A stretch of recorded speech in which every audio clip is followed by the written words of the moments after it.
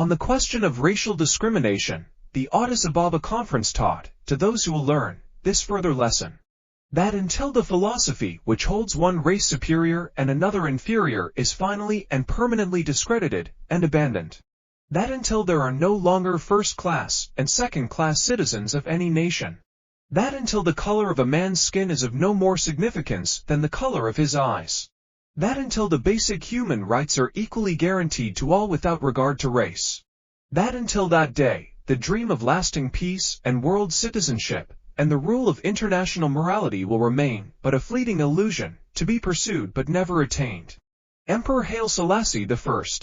Until bigotry and prejudice and malicious and inhuman self-interest have been replaced by understanding and tolerance and goodwill. Until all Africans stand and speak as free beings, equal in the eyes of all men, as they are in the eyes of heaven.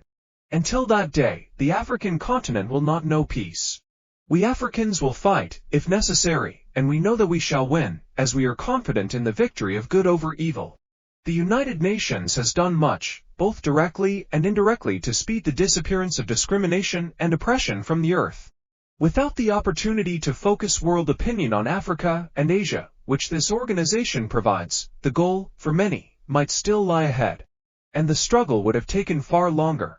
For this, we are truly grateful. But more can be done. The basis of racial discrimination and colonialism has been economic, and it is with economic weapons that these evils have been and can be overcome. In pursuance of resolutions adopted at the Addis Ababa Summit Conference, African states have undertaken sure-taken measures in the economic field, which, if adopted by all member states of the United Nations, would soon reduce intransigence to reason.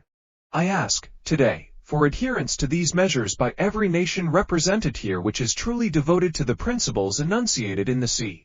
Harder. Emperor Haile Selassie I. Does this organization today possess the authority and the will to act? And if it does not, are we prepared to clothe it with the power to create and enforce the rule of law? Or is the charter a mere collection of words, without content and substance, because the essential spirit is lacking? The time in which to ponder these questions is all too short. The pages of history are full of instances in which the unwanted and the shunned nonetheless occurred because men waited to act until too late. We can brook no such delay. If we are to survive, this organization must survive. To survive, it must be strengthened. Its executive must be vested with great authority.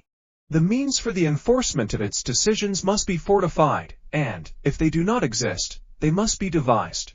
Procedures must be established to protect the small and the weak when threatened by the strong and the mighty. All nations, which fulfill the conditions of membership, must be admitted and allowed to sit in this assemblage. Equality of representation must be assured in each of its organs.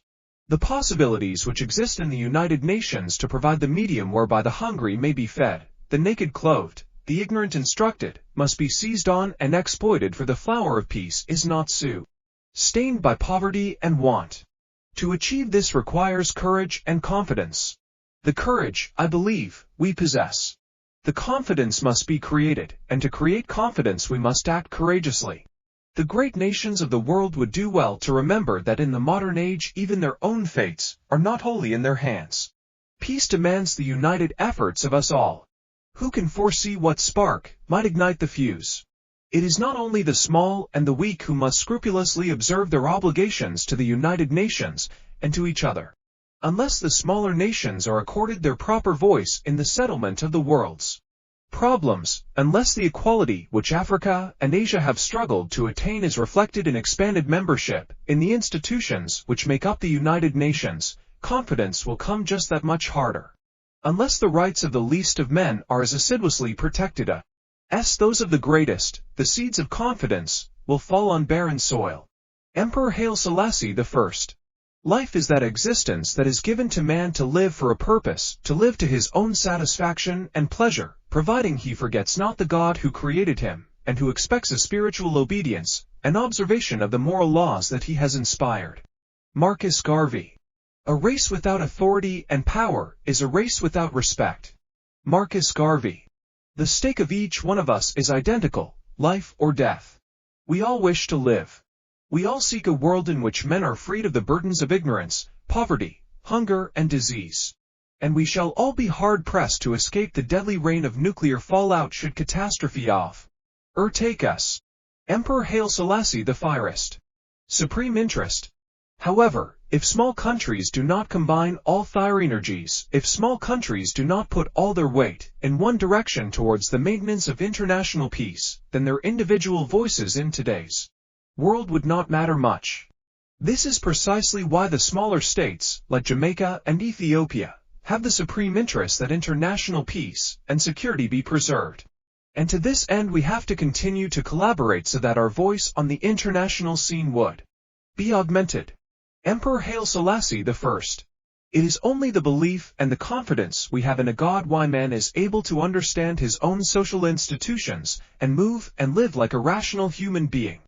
Take away the highest ideal faith and confidence in a God and mankind at large is reduced to savagery and the race destroyed. Marcus Garvey. Thank you for watching the Imperial Philosophy channel. If you enjoy the content, please subscribe, like, share, and comment your thoughts. Welcome to our knowledge-based community. Semper Fi, Emperor Haile Selassie I.